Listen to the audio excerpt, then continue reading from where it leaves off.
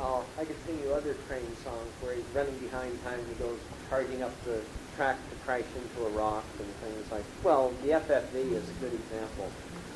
I'll sing it. Maybe.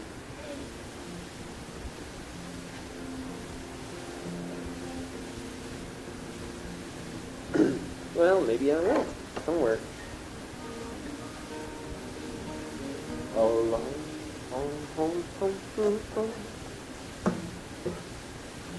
If you buy capos more often, you don't have to whack them. But if you whack them, they'll last a long time. It's an Ozarks custom whacking your capo. If you don't have anything else to do at night, sit around and whack the capo.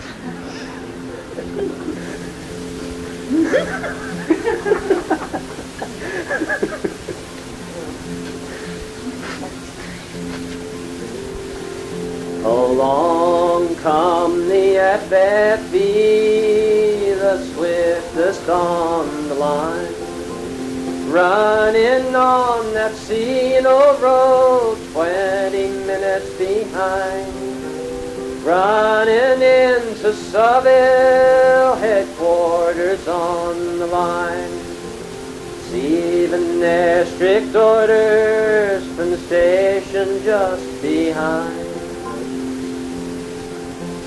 George's mother come to him with a bucket on her arm, saying, "My darling son, be careful how you run. Many a man has lost his life trying to make lost time. But if you run your engine right, you'll get there just on time." Up the track she darted, into a rock she crashed. This is the train, not Georgie's mother. You know, the one with that bucket stuck on her arm that Georgie wouldn't help get off. Up the track she darted, into a rock she crashed. Upside down the engine turned and George's breast it smashed. His head lay against the firebox door, the flames were rolling high. I'm proud to be born for an engineer on the Sino road to die. Then the doctor says to Georgie, "My handsome boy, be still. Your life may yet be saved if it is God's blessed will." "Oh no," cried George, "that will not do. I want to die so free. I want to die for the engine I love, 143. Then the doctor says to Georgie, "Your life cannot be saved. Murdered upon a railway and laid in a lonesome grave. His face was covered up with blood, his eyes they could not see. And the very last words poor George cried were, 'Near my God to thee.'"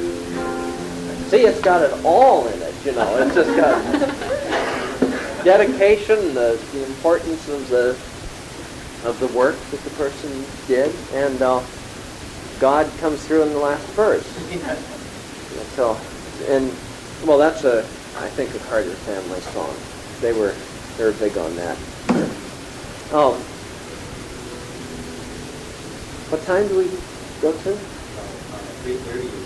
Okay. Whoa, well, places I play, we generally go to closing time, you know.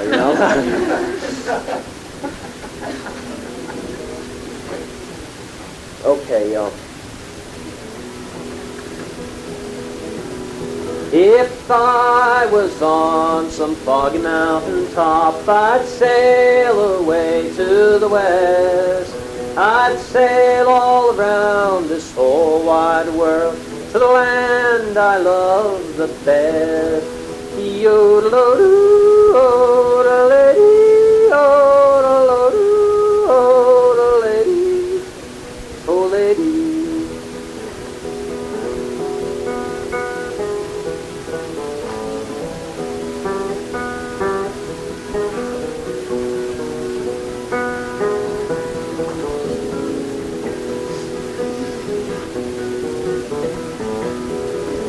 that close to closing time. Nobody notices. Come all you girls who at court and go, pay attention to what I say. Watch out for the fast-talking fancy men, they'll carry your poor heart astray. He-o-da-lo-doo, oh-da-lady, oh-da-lo-doo, oh-da-lady, oh lady. He-o-da-lo, he-o-de-o-lo, he-o-da-lo, he-o-da-lady, he-o-da-lady. Now, yodeling.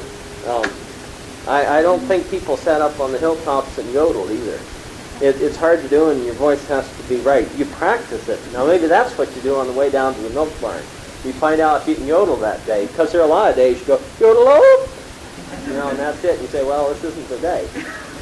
It's a good way of measuring, pollen count, for example. You never know. On those days with a lot of sycamore or ragweed floating around, it's just like croaking. But a lot of the times, well, those who played the music and who could yodel did, and those who couldn't didn't.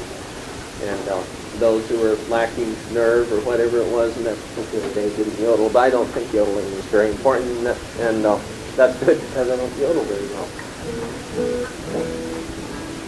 I do everything else very well.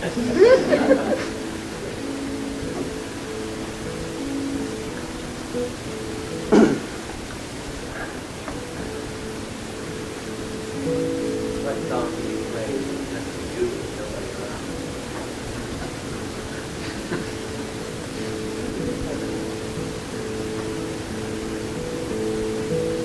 We crossed the broad Pecos, forded the Nueces, swam the Guadalupe and followed the Brazos. Red River runs rusty and the Wichita clear. Down by the Brazos I courted my dear. Lie-la-lie-lee-lee, give me your hand. Lie-la-lie-lee-lee, give me your hand. Lie-la-lie-lee-lee, give me your hand. There's a many a river that waters the land.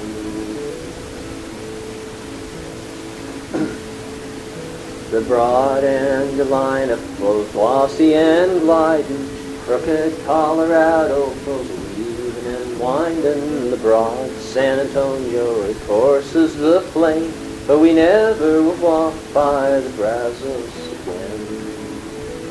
Lie-la-lie-lee-lee, give me your hand.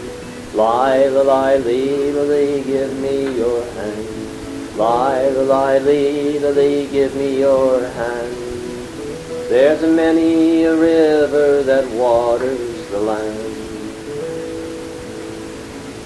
The girls of Little River, they're plump and they're pretty. Sabine and the Sulphur have many a beauty. On the banks of the Natchez, there's girls by the score, but I never will walk by the Brazos no more. Lie-la-lie-lee-lee, pull the boat on. Lie-la-lie-lee-lee, pull the boat on. Lie-la-lie-lee-lee, pull the boat on. My Brazos River sweetheart has left me and gone. She hugged me, she kissed me, she called me her dandy. The Trinity's muddy, the Brazos quicksandy. Hugged me and kissed me and called me her own. Down by the Brazos she left me alone. Lie-la-lie-lee-lee, give me your hand. Lie-la-lie-lee-lee, give me your hand. Lie-la-lie-lee-lee, give me your hand. There's many a river that waters the land.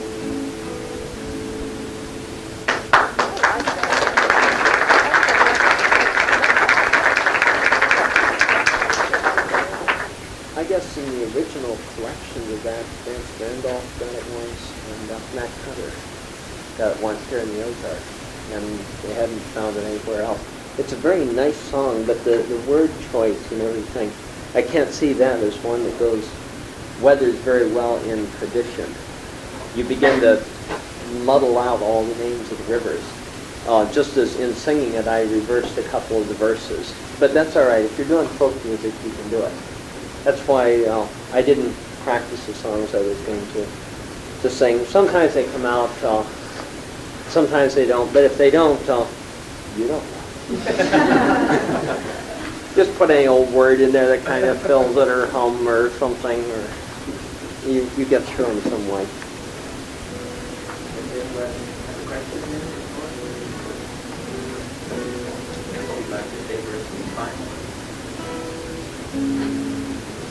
Okay, and I'll get out of here. Way up pine, serried peaks with the yellow-jack pine grow tall. Sand Bob and Buster Jiggs at a roundup camp last fall. They took their horses and a running irons, and maybe a dog or two, and loud of the branding along the dogie that come within their view. Now many was the ornery, long-eared dogie that didn't know up by day. Got his long-eared swiddle and his hind end scorched in a mighty artistic way. Then one fine day says Buster Jiggs as he throws his seago down, I'm tired of cow topography and allows him a going to town. Saddle her up, puts her on the lope, it weren't no sight of a ride. And them was the days when a good cowpoke and oil was old inside. They started in a Kentucky bar that had a whiskey road. Ended up at the depot house 40 bars below. Turns her around, sets her up, and goes the other way to tell the Lord forsaken truth. The boys got drunk that day. Well, late at night, headed back to camp, packing a mighty load. Who should have meet but the devil himself come prancing down the road. Well, boys, says he, a cowboy skunks, but dig yourselves a hole, for I've come up from Elder Rock, gather in your soul. Says Buster Jiggs, we're just from town and feeling kind of tight. You ain't taking no cowboy souls without one hell of a fight. He punches a hole in his old seago and he throws her straight and true. He grabs the devil by the horns and he takes his dallies too. Now Sandy Bob's a riata man, his gut line quite up neat. He shakes her out and he builds him a loop and ropes the devil's hind feet. They nailed him down on the desert ground, the irons are getting hot. Props and swallow forks his ears and brand him up a lot. They prune him up with a dehorn saw, knots his tail for a joke. Rides off and leaves him a beller in there tied up to a live jack oak. If you ever go to riding Sierra Peaks and you hear an awful wail, you'll know it's nothing but the devil himself raising hell about the knots in his tail. Thank you.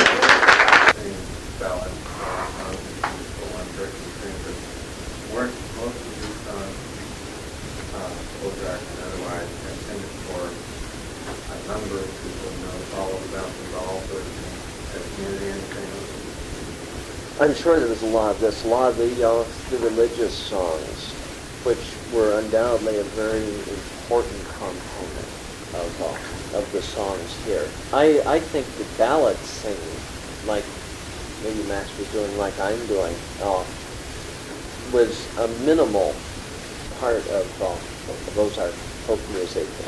A bigger part is the fiddling, and a bigger part, most likely, is the religious songs, and those that are touching on, maybe aren't the kind of songs you sing in church, but are touching upon it. That these were the popular ones.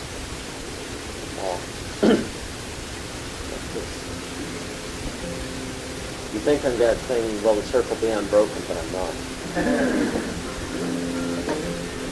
Life is like a mountain railroad with an engineer that's great. We must make the run successful from the cradle to the grave. Watch the curves that fill the tunnel, never falter, never quake. Keep your hand upon the throttle and your eye upon the rail.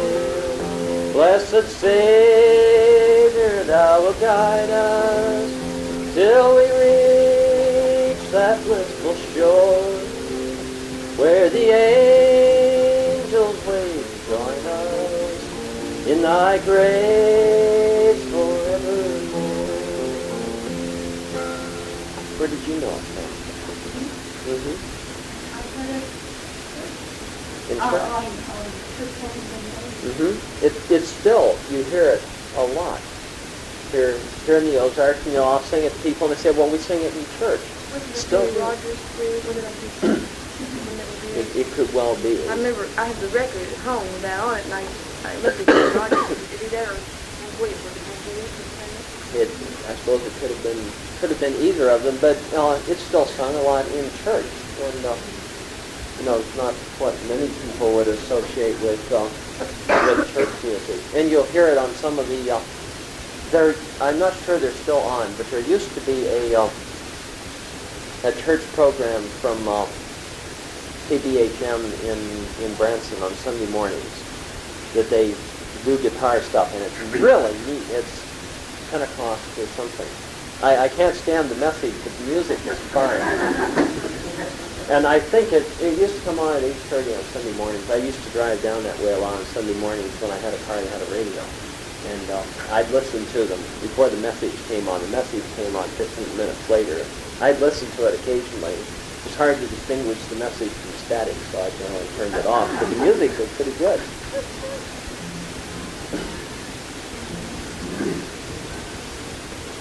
I wonder how many people I've offended. I don't care. Don't all throw heavy things at one time. Yeah.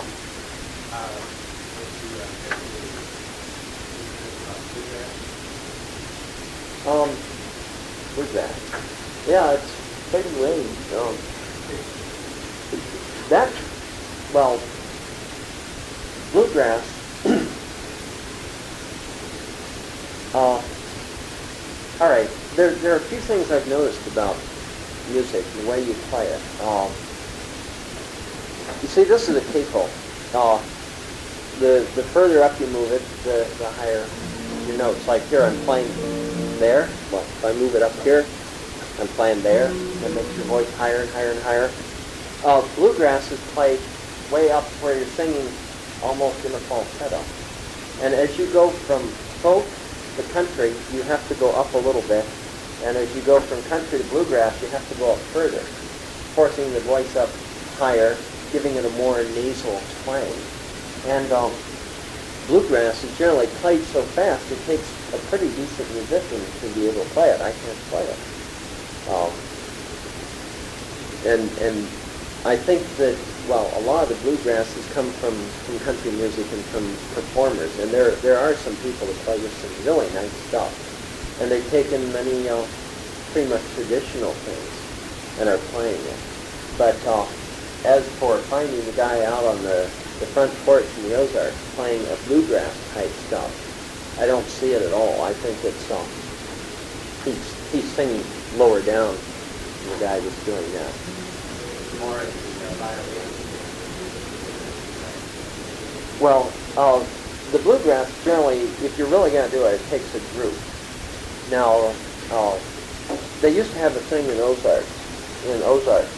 They called the Fiddlers, and on Friday nights they used to all get together and play. And it wasn't bluegrass; it was more country. But everybody was playing together, and I've played with some people that did play some bluegrass. But many of them were very fine musicians, and I think as you think back on what the Ozarks was, this wasn't too popular. But again, I guess my definition of folk music is whatever the folk are doing, and there are some who play it, but I can't picture it as being a major component.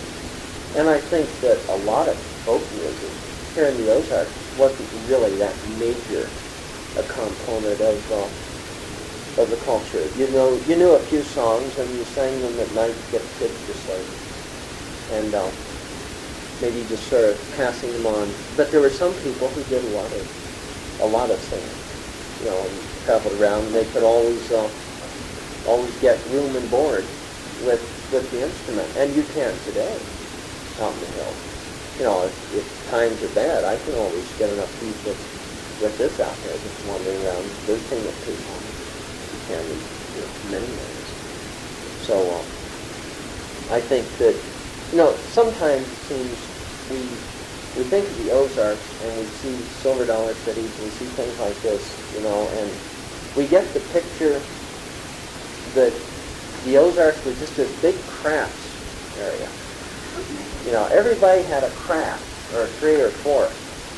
I had a big discussion with Gordon the other day on this very thing.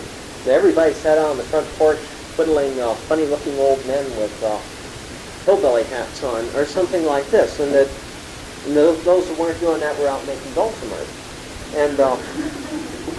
And sometimes, maybe when we get into music, we begin to think, well, everybody had at least 3 guitars and 2 fiddles hanging up on the wall of their humble little shack out on the hillside.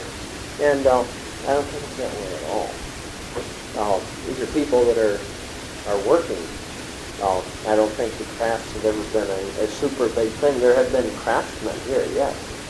But as we see these things and we think back, we're zeroing in on a very small component of what made up the day-to-day life of the people. And the big component was made at fighting the rocks on the ridge, trying to get them out of the way so you could plant whatever it was you were trying to plant, and then keep something that you didn't want to eat it from eating it, so it could be there for whatever you wanted to eat it to eat it. That's the reason for my question about the songs and things for group singing rather than one a ballad song for one person, a performance. It is by the very kind of society we have now, we've emphasized certain aspects of the Ozark culture which were of a minor character in their own time. I don't think there were that many people who were real balladeers and who would get out in front of other people and sing, but rather the songs were intended for everyone to join that, or many of them were. And likewise, while everybody knew a craft, I don't think there were people who made it their business to make music. However, my family, I believe my father had 7 brothers, 2 sisters, hard to keep track. Everyone played a separate instrument, so they did all have a harmonica, fiddle, banjo, whatever. They got together and entertained themselves tonight from forth. I believe that musical instruments were more common than you may have indicated in many families. It seems to me that, I want to jump in on that a little bit, it seems to me that what he's touching on is really very much the root of something that we've all kind of gotten away from in mass society with regular culture and things like that. And that is that art itself is integral to life. And that's, if you look at a mountain cabin, for example,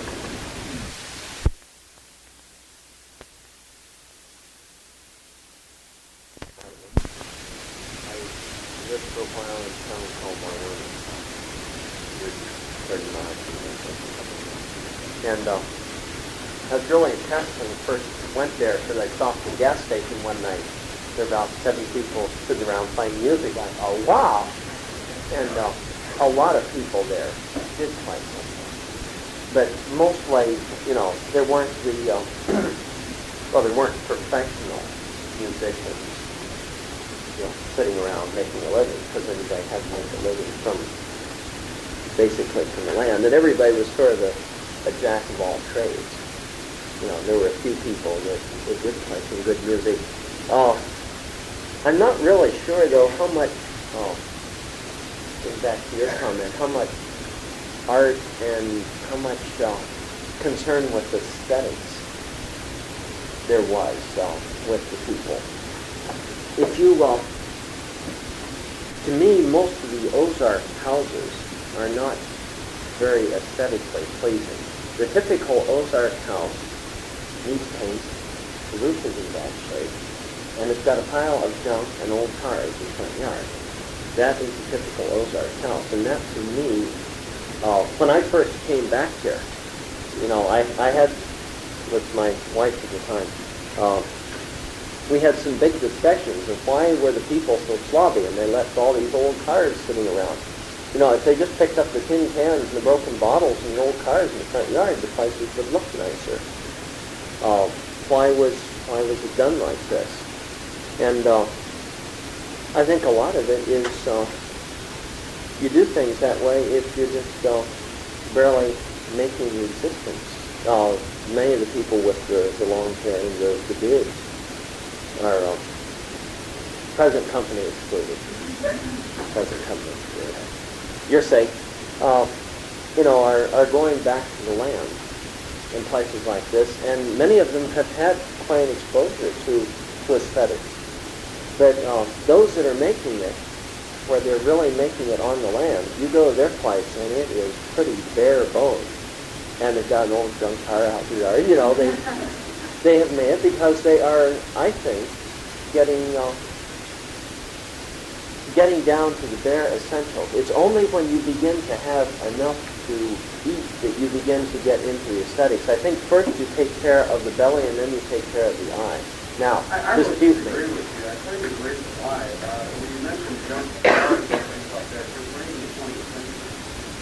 And I think if you're really, what I was referring to was this need that people carry with them to express themselves in one way or another aesthetically. And I mentioned quilt making because it's vastly easier to take those little pieces of cloth and sew them together any old way. It'll keep you just as warm.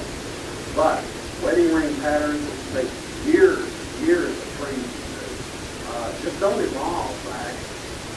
And I think that when you begin to look, okay, maybe I exaggerated a bit with the houses, because obviously you throw those together to keep yourself warm first. But you don't have an art person in yourself. No, the society would not support it. Now, there were some people who had a distinct skills that were used. The person who played fiddle square dance and things like that, had an important role in those skills. So we couldn't, forget about that. Well, enough of all this intellectual stuff.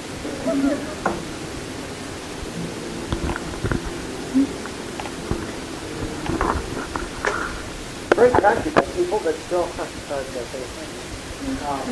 but still enough time to get out and know the people that they live with, and that's something that characterizes the Ozarks. And characterizes many rural people. If you're in town and you want something from somebody, you go up to them and you say, "I want this." You go to the cafe and the waitress puts down the menu and she says, "Good morning, how are you?" She doesn't care. She probably doesn't even say, "How are you?" If you say, "How are you?" she says, "Fine." It's just automatic response. She doesn't really care to tell you. If you're out in the Ozarks or in many other areas, before you transact any business, you have to have some discretion. And this kind of came home to me with an article in a magazine called Mother Earth News. This is for people going back to the land, and the article was entitled "The Fine Art of Hunkering." Hunkering, is when you're down like this, chatting. Hard as knees. And here's an article on, you got to learn to do this if you're, going to live with people. You don't go up and say, "I need this." You've got to, have some discussion. And an interesting thing happened a couple years ago. I was driving out to my cave from Forsyth one day, and there was a car had broken an axle, stuck there on the road. So I told the guy to give me ride to the phone. He'd call tow truck. And the fellow's from St. Louis, so of course he was automatically stumped. But, clean stump, looked okay. So I picked him up. And Springfield scum is just slightly better quality, it's not quite a big fight. And I gave him a ride, and he stopped at this little gas station. and grocery and whatever. And they have a phone. And we pulled up, and before I could say anything to this guy, he rolled down the window and he called to the fellow sitting there. He said, "You got a telephone?" The guy said, "No." I looked at that fellow, who just said no, and he smiled, and I smiled, and I knew why he was smiling, and he knew why I was smiling. The guy had broken the rules. Of course he didn't have a telephone. So we go on up the road, and I said, "Now look, I'm not going to carry you around all day, until you learn. Now this is the way it is. Let me ask for the telephone next time." And we stopped at a house, and stopped at the yard, got out of the car slowly. You don't get out in a hurry. Only mad dogs get out in a hurry. You don't go running up on the porch and banging on the door. You call from the yard. You're encroaching on people's space if you do otherwise, whether that's something left from the Civil War, when you didn't dare trespass in somebody's front yard or not, I don't know. But went up and chatted 10 or 15 minutes, finally got around to asking if we could use the telephone. And, it's just a local call. But, there was enough time to do these sort of things, so it wasn't quite the hairy kind of case we have today. So I finally got rid of my rider. But it was very interesting there at that little grocery station, just the interplay that took place, because I knew the fellow, and he knew me, and it was just, he had nothing against me, and I had nothing against him, It's St. Louis fellow just hadn't played the rules. And I really enjoyed that.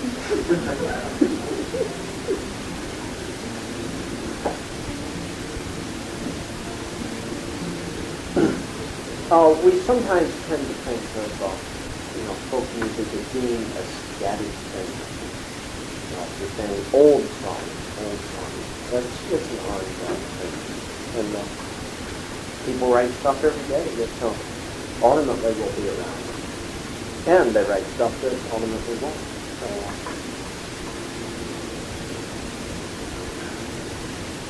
But some of the stuff that that is written today there's some very good music that I can see a lot of it hanging around. And here's one of recent vintage, which I do not because it's representative of the Ozarks, but because I think it's the kind of song that is already kind of getting into tradition.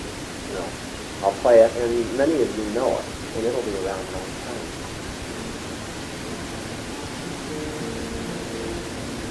Rendered somewhat better. But the black and driving wind headed toward the train, feeling almost faded as my dream. Bobby thumbed the diesel down with the pouring rain, took us all the way to New Orleans.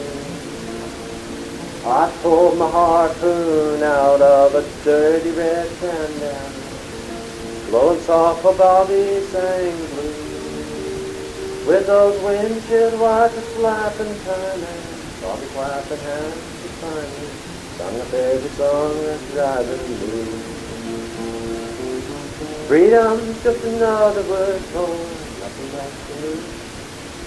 Nothing don't mean nothing, but it's true. Feeling good was easy, Lord, when Bobby sang the blues. Feeling good was good enough for me.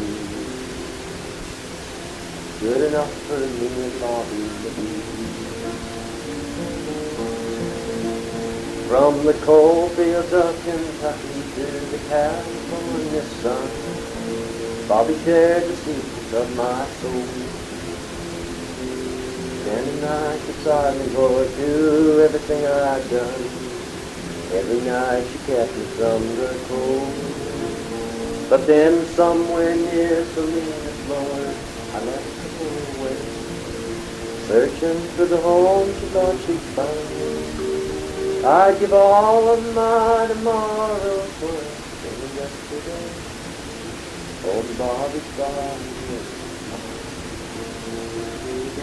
Freedom's just another word for nothing left to lose. Doesn't help me nothing but it's true. Feeling good was easy, Lord, when Bobby sang the blues. Feeling good was good enough for me.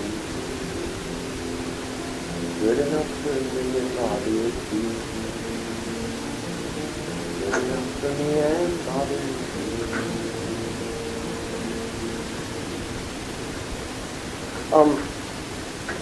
I guess I don't have a great deal more to lecture on. Does anybody have a song that I might know that you might? Boy. Bobby Allen. Your version of it. I heard him singing. Yeah, there are a lot of versions of Barbie Allen. But I can't sing Barbie Allen because I can't relate to it. So I know some of the words. It's one I've never learned. I don't relate very well to child ballads. The ones in pretty much pure form. There are a few I've heard that are all kind of more modern updatings of one. I'll sing one. Matty Groves is one of the standard. So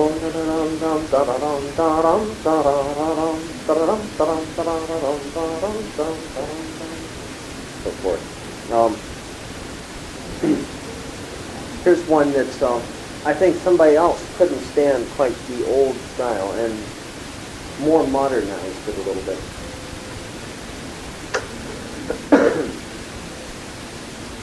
Aren't you hear the lassies cry down by the sea where the reeds grow high?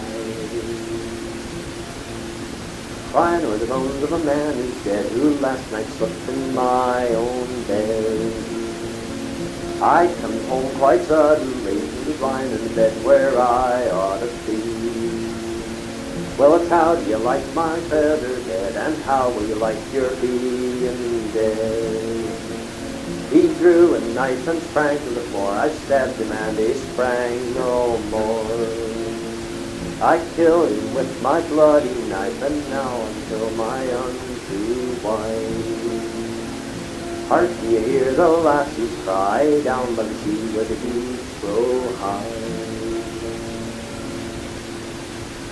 That's Matty Groves. That's what that's called. It's just a little more recent vintage, you know. He didn't do it with a sword, he did it with a knife. And it's still feather bed and stuff like that, you know, but it's it doesn't take 10 minutes to get through it, you know, it gets the thing done. Just garbage. Sing the one you wrote. Why not? No. Sing from Unionburg County. Well, now there's one of recent vintage. Now I'm a believer that you don't have to stop your song collecting with the 30s. You know that you always have to be 30 or 40 years out of date in what you collect and sing. You have to pick ones, you know, that's got some lasting power.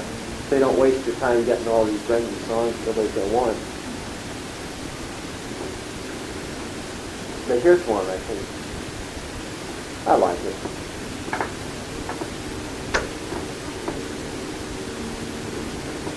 I don't do it the way the composer did it. I do it the way the folk will do it, you see. I'm ahead of them. When I was a child, my family would travel down to western Kentucky where my parents were born. And there's a backward old town that's often remembered so many times that my memories are worn. And Daddy wants to take me back to Muhlenberg County, down by the Green River where paradise lay. I'm sorry, my son, but you're too late in asking. Mr. Peabody's coal train is all cleared away.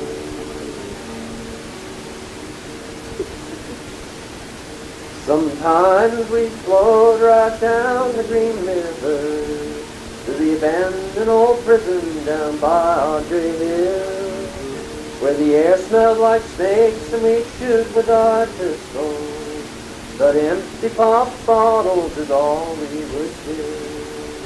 And Daddy wants to take me back to Muhlenberg County, down by the Green River where paradise lay. I'm sorry, my son, but it's too late in asking. Mr. Peabody's coal train is hauled away. Then the coal company come with the world's largest shovel. They tortured the timber and stripped all the land. They dug for their coal till the land was forsaken. Then they wrote it all down as the progress of man.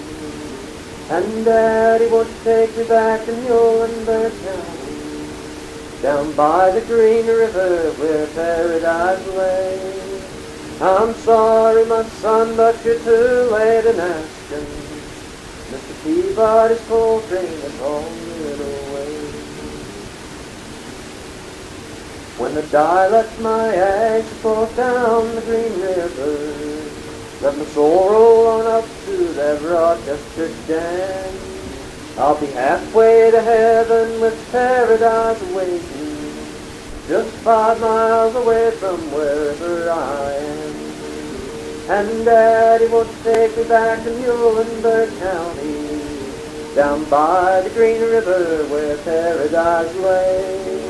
I'm sorry, my son, but you're too late in asking. Mr. Peabody's coal train is hauled away. Anyway, I think that's kind of a nice song, but you can't sing that in the Ozarks particularly because you don't have any coal mines here. But you see, I grew up in coal mine country, so I can relate to it. Yeah. And do it.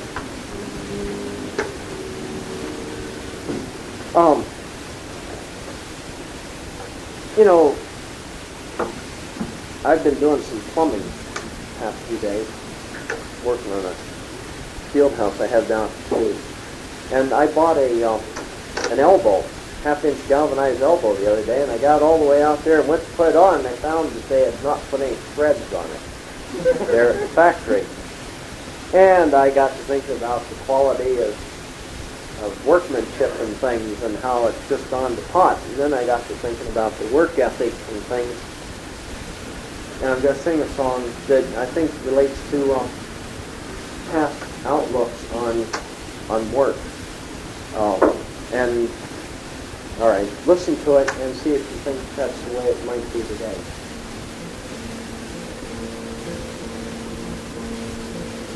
Oh, this is a song I got here, too. Here in the Ozarks. A little child on a sick bed lay, and death was very near. She was the pride and only child of a railway engineer. Duty had called him from the ones that he loved, but he said before he did go, just hang a light in the window tonight, hang it where it may be seen. Just hang a light in the window tonight, hang it where it may be seen. If our baby's dead, then just show the red, it's just better show the green. In a little shack by the railroad track, a mother's watched so light.